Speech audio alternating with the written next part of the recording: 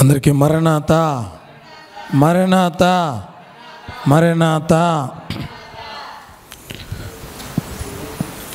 మోషే సుఖోపవాస ధ్యాన దినములోని 7వ దినము యొక్క దీవెనలతో దేవదేవుడు మనందరిని దీవించి ఆశీర్వదించును గాక. ప్రార్థన చేసుకుందాం. సర్వోన్నతుడా, సర్వాధికారి, సర్వశక్తిమంతుడైన మా తండ్రి యేసయ్య, మీ ఘనమైన మీ శక్తి కలిగిన నామమునకు వందనములు ప్రభువా. మీ కృపను బట్టి, మీ దయను బట్టి, మీ ఏర్పాటును బట్టి మీ యొక్క సన్నిధానములోనికి మమ్మల్ని తీసుకుని వచ్చి ఈ రీతిగా నిన్ను స్తుతించు భాగ్యాన్ని, ఆరాధించు భాగ్యాన్ని, మీ మాటలు వినగలుగు భాగ్యాన్ని మీరు దయచేస్తున్న రీతిని బట్టి మీకు వందనములు, స్తుతులు, స్తోత్రములు ప్రభువా. మీరే మా అందరితోనూ మాట్లాడమని మా మంచి బోధకుడై ఉన్న యేసు స్వామి ద్వారా అడిగి వేడుకుంటున్న మా పరమ తండ్రి, ఆమేన్. అందరికీ మరొకసారి మరణాత. మంచిదండి. దేవుని యొక్క వాక్యాన్ని చదువుకుందాం. పరిశుద్ధ గ్రంథములో నుండి నిర్గమాకాండము 3వ అధ్యాయము 11వ వాక్యాన్ని చదువుకుందాం. అందుకు మోషే, నేను ఫరో యొద్దకు వెళ్ళుటకును ఇశ్రాయేలీయులను ఐగుప్తీయులను తోడుకొని పోవుటకును ఎంతటి వాడనని దేవునితో అనగా, ఆయన నిశ్చయముగా నేను నీకు తోడయ్యుందును. చలండి. ప్రియమైన దేవుని బిడ్డలారా, దేవుని యొక్క వాక్య భాగాలలో మనం గమనించిన వారమైతే చెప్పబడుతూ ఉన్నటువంటి మాట దేవునికిని మోషేకును మధ్య జరుగుతూ ఉన్నటువంటి సంభాషణ. దేవదేవుడు హోరేబు శిఖరపు పొదలో నుండి మోషే గారితో మాట్లాడుతూ ఉన్నప్పుడు దేవాతి దేవుడు మోషే గారికి ఒక పని అప్పగించాడు. మోషే గారికి అప్పగించినటువంటి ఈ పని, నీవు వెళ్ళి నా ప్రజలైనటువంటి ఇశ్రాయేలీయులను విడిపించు, నేను నీకు తోడై ఉంటాను అంటే, మోషే గారు, అయ్యా నేను ఎంతటి వాడను, నేను ఏ పాటి వాడనయ్యా, అయ్యా నేను నత్తివాడను, నేను నోటి మాంద్యము గలవాడను అని మోషే గారు దేవుని యొక్క సముఖములో సాకులు చెప్పడం ప్రారంభించాడు. ప్రియమైన దేవుని బిడ్డలారా, ఇక్కడ మాట్లాడుతూ ఉన్నది దేవదేవుడే. దేవాతి దేవుడు మాట్లాడుతూ ఉన్నటువంటి మాటలను బట్టి, ఆయన చెబుతూ ఉన్నటువంటి పనిని బట్టి మోషే సాకులు చెబుతూ ఉన్నారు. అయితే పరిశుద్ధ గ్రంథములో అనేక మంది అనేక విధాలుగా, అనేక రకాలుగా సాకులు చెప్పడం మనం గమనిస్తూ ఉన్నాం. అమ్మా, మీకు ఎవరైనా జ్ఞాపకం వస్తూ ఉన్నారా సాకులు చెప్పినటువంటి వారు? ఆదికాండ గ్రంథములో 3వ అధ్యాయము 12వ వచనాన్ని మనం చూస్తే, అందుకు ఆదాము, నాతో నుండుటకు నీవు నాకిచ్చిన ఈ స్త్రీయే. చూడండి, ఎవరి మీద సాకు చెబుతూ ఉన్నారు? ఆదాము హవ్వ మీద సాకు చెబుతూ ఉన్నాడు. అంటే ఆదాము గారికి దేవుడు చెప్పలేదా, ఈ చెట్టు పండు నీవు తినద్దు అని దేవుడు ఆదాము గారికి చెప్పలేదా? ప్రియ దేవుని బిడ్డలారా, ఇన్ని చెప్పినా హవ్వము తీసుకుని వచ్చి ఈ పండు ఇవ్వగానే ఆదాము గారు తిని, ఆదాము గారు చెబుతూ ఉన్నారు, అయ్యా ఆదాము పండు తిని ఈ పండు తినడానికి గల కారణం హవ్వే అని హవ్వ మీద సాకు చెబుతూ ఉన్నాడు. ప్రియమైన దేవుని బిడ్డలారా, ఆ తరువాత 13వ వచనములో మనం చూస్తే, అప్పుడు దేవుడైన యెహోవా స్త్రీతో, నీవు చేసినది ఏమిటని అడుగగా, అమ్మా ఎవరితో అడుగుతూ ఉన్నారు? దేవుడైన యెహోవా హవ్వమ్మను అడుగుతూ ఉన్నాడు, అమ్మా నీవు చేసిందేంటి? నీవు చేసింది ఏంటి? ఆదాం గారిని అడిగితే ఏమో ఆదామేమో హవ్వమ్మ మీద సాకు చెబితే, హవ్వమ్మ గారిని దేవుడు అడుగుతూ ఉంటే హవ్వమ్మేమో ఎవరి మీద సాకు చెబుతుంది? చూడండి, సాతాను మీద, సాతానే కారణము అని సాకు చెబుతుంది. అంటే ఆదాము అవ్వల ఇరువురికి దేవుడు ఈ పండు తినద్దని చెప్పలేదంటారా?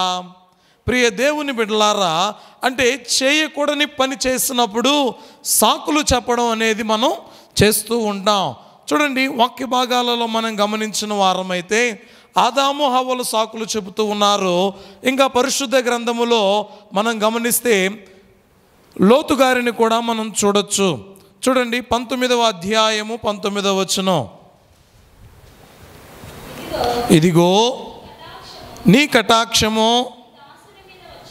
నీ దాసుని మీద వచ్చినది, నా ప్రాణము రక్షించుట వలన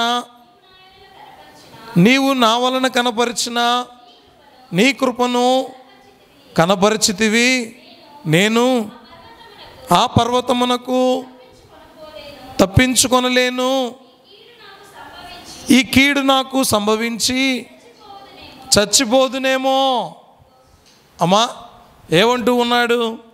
ప్రియ దేవుని బిడ్డలారా, లోతు గారిని రక్షించడానికి దేవదేవుడు అబ్రహాము గారి యొక్క ప్రార్థనను ఆలకించి, ఏమండి, దేవదూతలైనటువంటి వారిని తన ఇంటికి పంపించి, మీరు త్వరితంగా సిద్ధపడి మీరు బయటికి పోండి అంటే ఏ విధంగా చెబుతూ ఉన్నారు? మీరు త్వరితంగా సిద్ధపడి ఇదిగో ఈ పర్వతం చాటుకు వెళ్ళండి అంటే లోతంటూ ఉన్నాడు, అయ్యా నేను ఈ పర్వతం మీదకి వెళ్ళిపోతే చచ్చిపోతానేమో. అమ్మా వాక్య భాగాలలో వ్రాయబడినటువంటి మాటలు, దేవదేవుడు అబ్రహాము గారి యొక్క ప్రార్థన ఎంతగా ప్రార్థించాడో 50 మంది నుండి 5 మంది దాకా గోజారు కొన్నాడు. అయ్యా ఆ పట్టణములో 50 మంది ఉంటే రక్షిస్తావా? 40 మంది ఉంటే, 30 మంది ఉంటే, ప్రభువా కడకు 5 మంది ఉన్నా నేను ఆ పట్టణాన్ని రక్షిస్తాను అంటే కనీసం 5 మంది కూడా ఆ పట్టణంలో లేరు. అయితే ప్రార్థనను ఆలకించినటువంటి దేవుడు రక్షించబడినటువంటి ఈ యొక్క లోతు నశించిపోవడము ఇష్టము లేక దూతలైనటువంటి వారిని తన ఇంటికి పంపించి, మీరు త్వరితంగా సిద్ధపడండి, మీరు సిద్ధపడి ఇదిగో మీకు కనబడుతూ ఉన్నటువంటి ఈ పర్వతం చాటుకు వెళ్ళండి అంటే ఆయన అంటున్నాడు, ఏమనో తెలుసా? నేను చచ్చిపోతానేమో. ఏమండి, అయ్యా మీరు చావకుండా బ్రతుకు నిమిత్తం మీరేం చేయండి? వెళ్ళి దాక్కోండి, మీరు వెళ్ళి లేచి బయలుదేరండి, మీరు సిద్ధం కండి అని త్వరపెట్టుచూ ఉంటే, అయ్యా మేము ఆ చోటికి పోతే చచ్చిపోతామేమో, అక్కడుంటే మేము చచ్చిపోతామేమో అని లోతు సాకులు చెప్పడం మనం చూస్తూ ఉన్నాం. అదేవిధంగా నిర్గమాకాండ గ్రంథంలోనికి మనం వస్తే మోషే గారు దేవాతి దేవుడు పని అప్పగిస్తూ ఉన్నాడు, మోషే నేను నీకు తోడై ఉంటాను, నీవు వెళ్ళి నా ప్రజలను విడిపించు. ఏమండి, నీవు వెళ్ళి నా ప్రజలను తోడుకునిరా, నీవు వెళ్ళి నా ప్రజలందరినీ ఈ ప్రాంతానికి తీసుకునిరా అంటే, అయ్యా నేను ఎంతటి వాడిని, నేను ఏ పాటి వాడిని, అయ్యా నోటి మాంద్యం గలవాడిని, నాకు మాట్లాడడం కూడా సరిగ్గా రాదు, నేను నత్తివాడిని, అయ్యా నేను చేతకాని వాడినయ్యా, ఇదిగో నన్ను చంపాలనుకున్నటువంటి వారు అక్కడున్నారు అంటూ ఉన్నాడు. ప్రియ దేవుని బిడ్డలారా, వాక్య భాగాలను మనం గమనించిన వారమైతే దేవదేవుడు తెలియచేస్తూ ఉన్నటువంటి మాట 4వ అధ్యాయము 1వ వచనాన్ని ఒకసారి చూచిన వారమైతే, అందుకు మోషే చిత్తగించుము, చూడండి, వారు నన్ను నమ్మరు, నా మాట వినరు, యెహోవా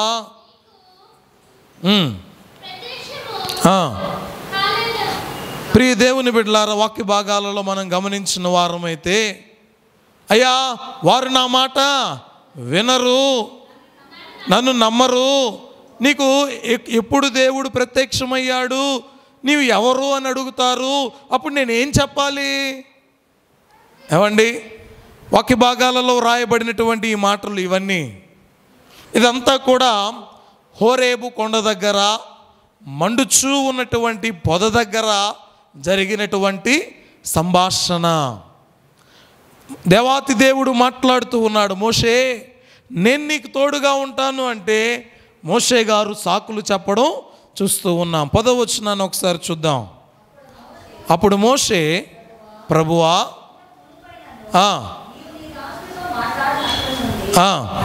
అయినను నేను మాట నేర్పరిని కాను, నేను నోటి మాంద్యము. అమ్మా వినండి ఈ మాటలు. 3వ అధ్యాయము 11వ వచనం నుండి 4వ అధ్యాయము 10వ వచనం వరకు హోరేబు కొండ దగ్గర మోషే దేవునితో మాట్లాడుతూ ఉన్నారు. ఈ అధ్యాయానికి పెట్టబడినటువంటి పేరులే సాకుల అధ్యాయం. ఎందుకు అంటే దేవుడు పని అప్పగిస్తూ ఉంటే, అయ్యా ఈ పని నాకు చేత కాదు, ఈ పని నేను చేయలేను, ఇది నా వల్ల కాదయ్యా అని మోషే మాట్లాడడం మనం చూస్తూ ఉన్నాం. ప్రియమైన దేవుని బిడ్డలారా, వాక్య భాగాలలో ఇప్పటి వరకు చూసాం. ఆదాం గారికి దేవుడు చెప్పాడు, హవ్వమ్మ గారికి దేవుడు చెప్పాడు, లోతు గారికి దేవదూతలైనటువంటి వారు వచ్చి చెబుతూ ఉన్నారు. అయితే మోషే గారికి దేవుడే వచ్చి చెబుతూ ఉంటే దేవుని యొక్క మాటను ప్రక్కన పెట్టి సాకులు చెప్పడం ప్రారంభిస్తూ ఉన్నాడు. మోషే నిన్ను సృజించిన వాడును నేను, నిన్ను కలుగు చేసిన వాడును నేను, ఇదిగో మోగవాడినే కానీ గుడ్డివాడినే కానీ నత్తివాడినే కానీ కలుగు చేసినటువంటి వాడు ఎవడు? నేను కాదా? ఏమండి అని దేవుని యొక్క సన్నిధానంలో మోషే గారితో దేవాతి దేవుడు మాట్లాడుతూ ఉన్నాడు. ప్రియ దేవుని బిడ్డలారా, దేవుడు పని అప్పగించినప్పుడు సాకులు చెప్పే వారముగా మనం ఉండకూడదు.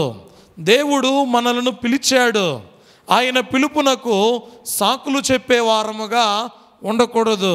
దేవుడు మనకు ఈ సమయాన్ని అప్పగించాడు, ఆయన సన్నిధానములో కూర్చునే భాగ్యాన్ని దయచేశాడు, ఆయన మాటలను నెమరు వేసుకునే భాగ్యాన్ని దయచేశాడు, ప్రార్థన చేసే భాగ్యాన్ని దయచేశాడు. అయితే నేటి దినాన కూడినటువంటి మనం సాకులు చెప్పే వారముగా ఉండకూడదు. నేటి దినాలలో ప్రార్థనకు రమ్మంటే, ప్రార్థనకు వెళ్ళాలి అంటే, గుడికి రావాలి అంటే, ఇంకా బయట ఎక్కడికైనా ప్రార్థనలకు మనం వెళ్ళాలి అనుకుంటే, ఇంకా అమ్మ ఈరోజు ఉదయకాలం మందిరంలో కూటముంది అంటే రకరకాలుగా సాకులు చెప్పే వారంగా ఉంటాం. దేవదేవుడు అంటూ ఉన్నాడు, మోషే నీకు నేను తోడుగా ఉన్నాను అంటున్నాడు. ప్రియ దేవుని బిడ్డలారా, ఇంకాస్త మనం ముందుకు వెళితే పరిశుద్ధ గ్రంథములో నిర్గమాకాండ గ్రంథము 32వ అధ్యాయము 22 నుండి 24 వచనాలలో, అహరోను నా ఏలినవాడా, అయ్యా నా ఏలినవాడా నీ కోపము మండనీయకము. ఏమండి ఈ ప్రజలు ఎవరు? దుర్మార్గులను మాట నీవే ఎరుగుదువు, వారు మాకు ముందు నడుచుటకు దేవుణ్ణి చేయుము, ఐగుప్తులో నుండి మమ్ములను రప్పించిన వాడవు ఏమాయనో. చూడండి అమ్మా, ఎవరితో మాట్లాడుతున్నారో తెలుసా? అహరోను మోషే గారితో మాట్లాడుతూ ఉన్నాడు. ఏమండి ఐగుప్తు దేశము నుండి ఫరో దగ్గర నుండి మాట్లాడుతూ ఉన్నది అహరోను గారు కాదా? అహరోను మోషే అద్భుతాలు చేస్తూ ఉంటే ఏమా అహరోను చేతిలో కర్ర అద్భుతాలు చేయలేదా? ప్రియ దేవుని బిడ్డలారా, దేవాతి దేవుడు తెలియచేస్తూ ఉన్నటువంటి మాటలను మనం గమనించిన వారమైతే ఈ వాక్యం రాయబడుతూ ఉంది, ఈ వాక్యం మనందరితో మాట్లాడుతూ ఉంది. అయ్యా ఐగుప్తు దేశము నుండి మమ్మలను విడిపించినటువంటి మోషే ఏమాయనో అని ఈ ప్రజలైనటువంటి వారే మా ముందు నడుచుటకు మాకొక దూడను చెయ్యి అని చెప్పారు అని అహరోను ఎవరి మీద చెబుతూ ఉన్నాడు? ప్రజల మీద సాకులు చెబుతూ ఉన్నాడు. ఏమండి, అహరోను అడగకూడదా? అయ్యా, ఐగుప్తు దేశము నుండి మనలను విడిపించింది దేవుడు కాదా? మనకు పగలు మేఘస్తంభముగా రాత్రి అగ్ని స్తంభముగా మనకు తినుటకు ఆహారాన్ని ఇస్తూ ఉన్నది దేవుడు కాదా? ఇదిగో మోషే ఐగుప్తు దేశములో నుండి మనలను మన బానిసత్వములో నుండి దాసత్వములో నుండి బాధలలో నుండి ఇబ్బందులలో నుండి దేవాతి దేవుడు మనలను విడిపించలేదా అని మాట్లాడవలసినటువంటి అహరోను గారు ఏం చేస్తున్నారు ఇప్పుడు? అయ్యా, ఈ పని చేయడానికి నేను ఏం కాదు, ఇదిగో ఈ ప్రజలైనటువంటి వారి వల్లనే నేను ఈ పని చేయవలసి వచ్చింది. ఈ ప్రజలు ఊరక ఉంటే నేను ఈ పని చేసేవాడిని కాదు. ఏమండి, అహరోను మాట్లాడితే ప్రజలు వినేవాళ్ళు కాదా? అహరోను వారిని ఎదిరించి వారిని గద్దించి వారిని హెచ్చరించి ఉంటే ప్రజలైనటువంటి వారు వినేవారు కాదంటారా? ప్రియ దేవుని బిడ్డలారా, దేవాతి దేవుడు మాట్లాడుతూ ఉన్నటువంటి మాట, అహరోను బంగారు దూడను తయారు చేసి ప్రజలే చేయమన్నారని సాకు చెప్పాడండి. ఏమండి, ఎవరు చేయమన్నారని? ప్రజలే చేయమన్నారని సాకులు చెప్పారు. ప్రియ దేవుని బిడ్డలారా, పరిశుద్ధ గ్రంథములో ఇంకా మనం గమనిస్తే సమూయేలు మొదటి గ్రంథము 8వ అధ్యాయము 5వ వచనములో మనం చూస్తే,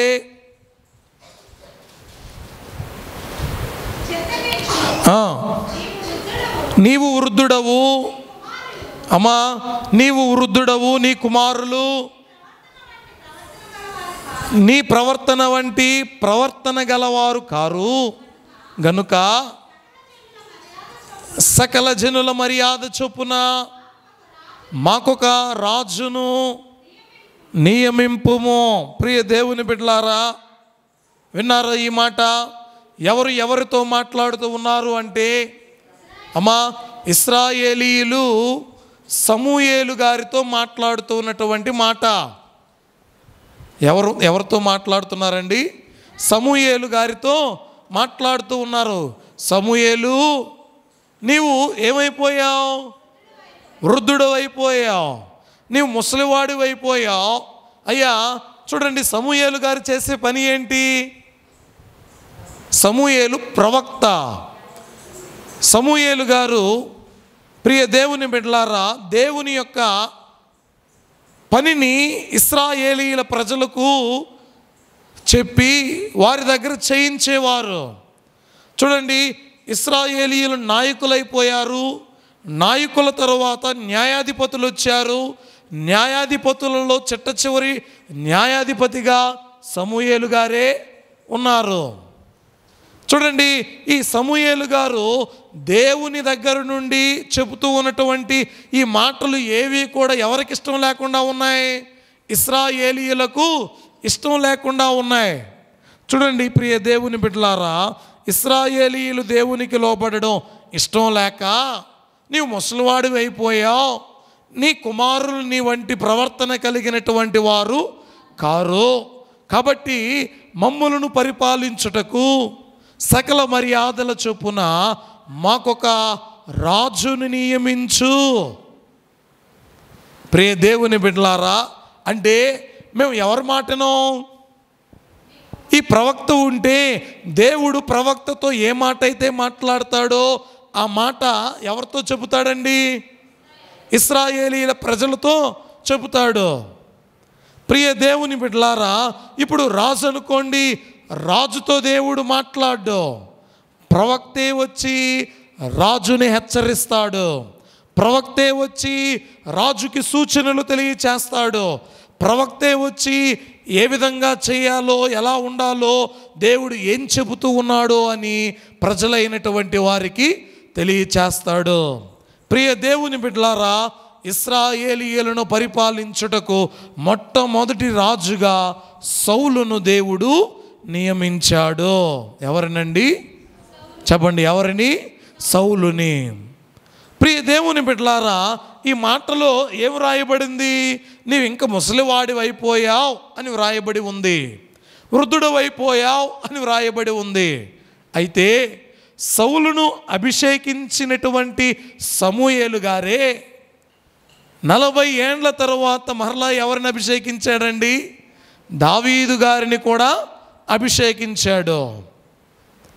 ప్రియ దేవుని బిడ్డలారా, వాక్య భాగాన్ని మనం గమనించిన వారమైతే దేవదేవుడు తెలియచేస్తూ ఉన్నటువంటి మాట, ఇశ్రాయేలీల ప్రజలు దేవుని మాట వినడము వారికి ఇష్టము లేక నీవు వృద్ధుడు అయిపోయావు, నీ కుమారులు ఈ పని చేయలేరు, కాబట్టి నీవు మాకు రాజుని నియమించు అని సాకులు చెప్పడం మనం చూస్తూ ఉన్నాం. ప్రియ దేవుని బిడ్డలారా, ఇంకా వాక్య భాగాలలోనే మనం గమనించిన వారమైతే సమూయేలు మొదటి గ్రంథము 13వ అధ్యాయము 11 నుండి 12 వచనాలను మనం చూస్తే, నీవు చేసిన పని ఏమని అడిగాను? జనులు నా యొద్ద నుండి చెదరిపోవుటయు, అమ్మా తగిన కాలమున నీవు రాకపోవుటయు,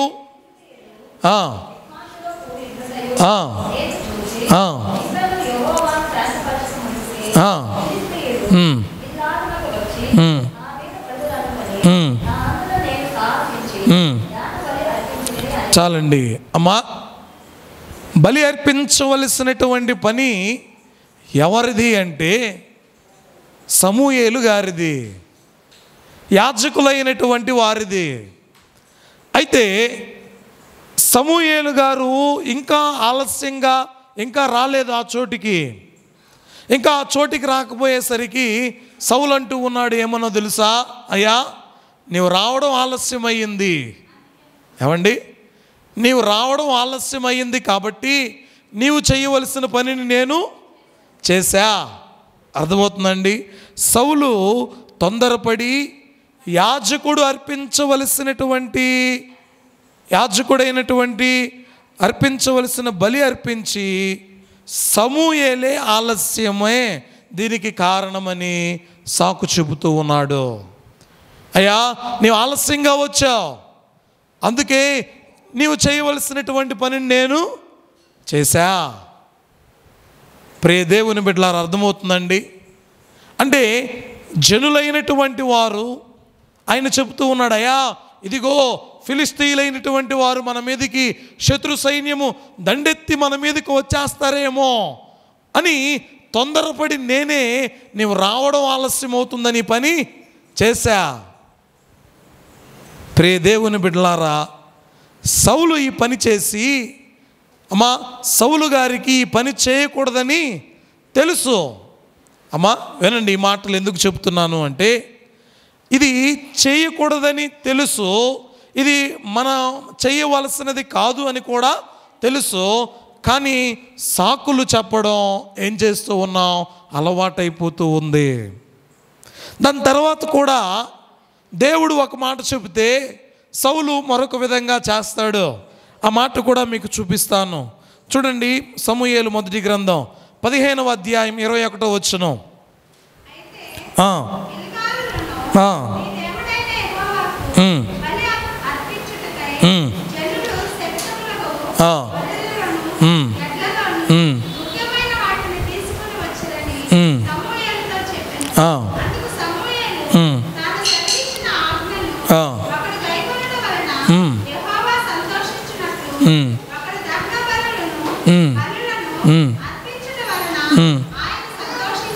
చాలండి. అమ్మా, దేవదేవుడు అంటూ ఉన్నాడు, సమూయేలు గారు ముందే తెలియచేశాడు. ఏమని?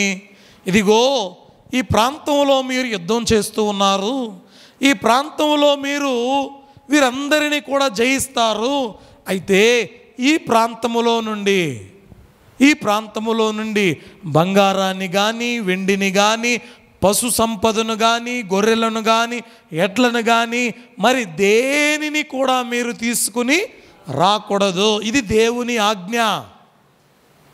ఏమండి, ఇది ఏంటి? దేవుని ఆజ్ఞ. సమూయేలు గారు వచ్చి సౌలు గారితో చెప్పినటువంటి మాట ఇది. అయితే సౌలు ఆ దేశములో ఉన్నటువంటి పశు సంపదని అంతటినీ కూడా తీసుకుని వచ్చి సమూయేలు గారితో అంటున్నాడు, అయ్యా, ఇవేమైనా మా కోసం అనుకుంటున్నావా? ఇవి దేవునికి బలి అర్పించడానికి మేము తీసుకొచ్చాం. అంటే ప్రియ దేవుని బిడ్డలారా, దేవదేవుడు అంటూ ఉన్నాడు, మీ బలులు నాకు సంతోషాన్ని ఇచ్చునా? అయ్యా, ఆజ్ఞను మీరక, ఆజ్ఞను మీరినటువంటి మీరు చేసేటువంటి పనులు నాకు సంతోషాన్ని ఇస్తాయా? మొదటి నుండి ఆదాము దగ్గర నుండి దేవుడు చెబుతూ ఉన్నాడు, మానవుడు సాకులు చెబుతూ ఉన్నాడు. ఇక్కడ కూడా సమూయేలు ప్రవక్త ద్వారా దేవుడు సౌలుతో మాట్లాడుతూ ఉన్నాడు. ఇక్కడ మరలా సాకులు చెబుతూ ఉన్నాడు.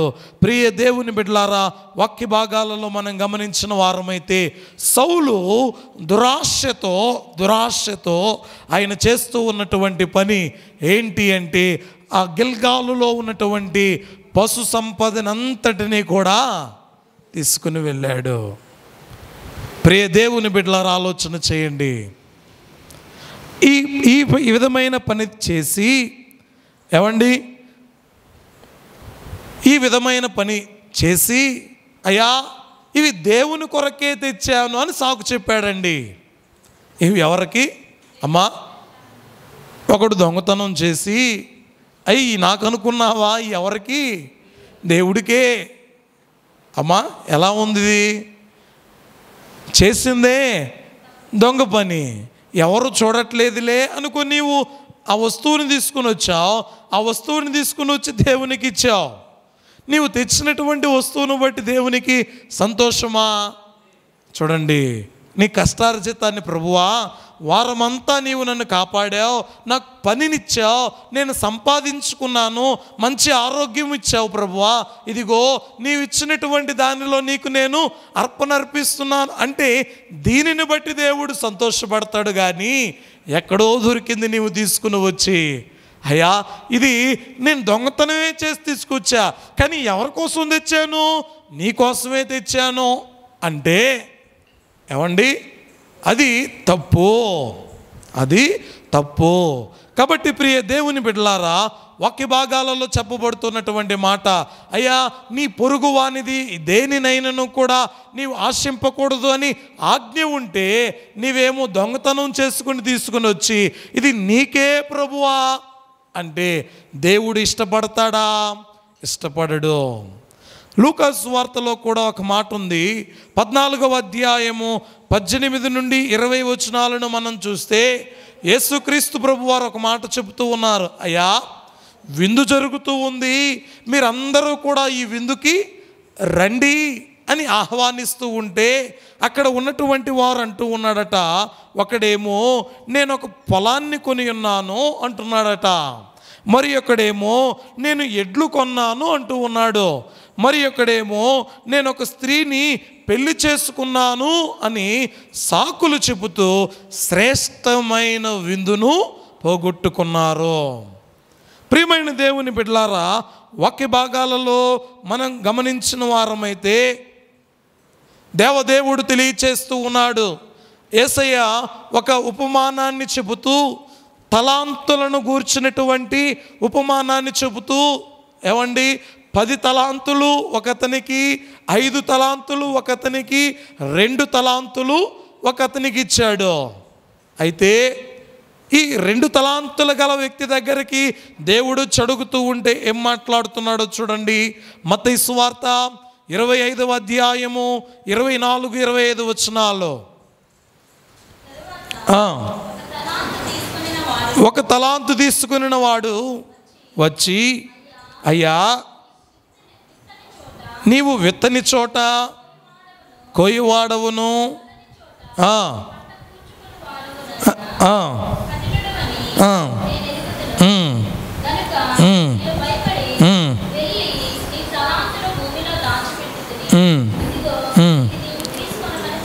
చూడండి అమ్మా, సోమరి అయిన దాసుడు తనకివ్వబడిన తలాంతును రెట్టింపు చేయడం చేతగాక, అయ్యా నీవు ఎలాంటి వాడువో నాకు తెలిసి నేను భూమిలో దాచిపెట్టానయ్యా అని దేవుని మీదే సాకు చెప్పాడండి. అమ్మ, మీకు అర్థమైందా? నీవు ఎలాంటి వాడువో నాకు తెలుసు. ఏమండి, మిగతా ఇద్దరికి తెలియదా? మిగతా ఇద్దరేమో కూర్చుకుంటూ ఉన్నారు, సంపాదించుకుంటూ ఉన్నారు. అయితే ఒక తలాంతు కలిగినటువంటి వాడు ఏం చేస్తూ ఉన్నాడు? అయ్యా, ఈ తలాంతుతో నేను ఏం చేసేది, ఏం పని చేసుకునేది? కాబట్టి నీవు ఎలాంటి వాడివో నాకు తెలుసు, నీవు ఎప్పుడు వస్తావో ఎప్పుడు అడుగుతావో అని నీకు మరలా తిరిగి ఇవ్వడానికి భూమిని త్రవ్వి భూమి లోపల నేను దానిని దాచిపెట్టాను అంటున్నాడు.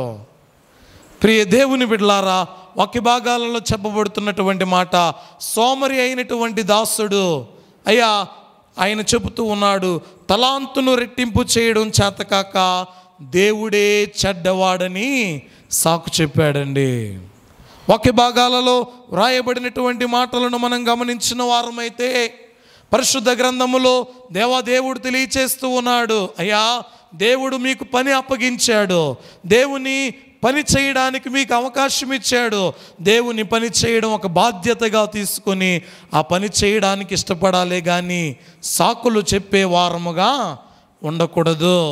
ఏమండి, ప్రార్థన చేయడానికి సాకులు, వాక్యం చదవడానికి సాకులు, దేవుని మందిరానికి రావడానికి సాకులు, దేవుని సన్నిధానములో ఆలస్యంగా వచ్చినప్పుడు సాకులు, ఈ విధమైనటివి ఉండక, ఏమండి ఈ విధమైనటివి ఉండక, దేవా నేను ఏమై ఉన్నానో నీ దయ వలనేనయ్యా అంటూ ప్రభు వైపు చూస్తూ దేవునికి మన స్థితిగతులను అప్పగించే వారముగా ఉండు భాగ్యము దేవదేవుడు మనెల్లరికను దయచేయునుగాక. ఆమేన్. ప్రార్థన చేసుకుందాం. మహాపరిశుద్ధుడా, ప్రేమ స్వరూపుడైన మా తండ్రి యేసయ్యా, మీ ఘనమైన నామమునకు వందనాలు ప్రభువా. ఆదాము హవ్వ మీద సాకు చెప్పాడయ్యా, హవ్వమ్మ నైనా సర్పము మీద సాకు చెప్పిందయ్యా, లోతు నైనా చచ్చిపోతానేమో అని సాకు చెబుతూ ఉన్నాడయ్యా. అయ్యా మోషే నైనా సాకులు చెబుతూ ఉన్నాడు, అహరోను ఈ ప్రజలైనటువంటి వారే అని సాకులు చెబుతూ ఉన్నాడు, సౌలు సాకులు చెబుతూ ఉన్నాడు. ప్రభువ, పరిశుద్ధ గ్రంథములో అనేక మంది ప్రభువ సాకులు చెప్పేవారుగా ఉన్నారయ్యా. మేము అలాగున ఉండక మీ పనిని నమ్మకముగా చేసేవారముగా, యథార్థముగా చేసేవారముగా ఉండు భాగ్యము దయచేయమని యేసు నామమున అడిగి వేడుకొనుచున్నాం మా పరమ తండ్రి. ఆమేన్. అందరికీ మరణాతా మరణాతా మరణాతా. దేవదేవుడే మనందరిని దీవించునుగాక. ఆమేన్.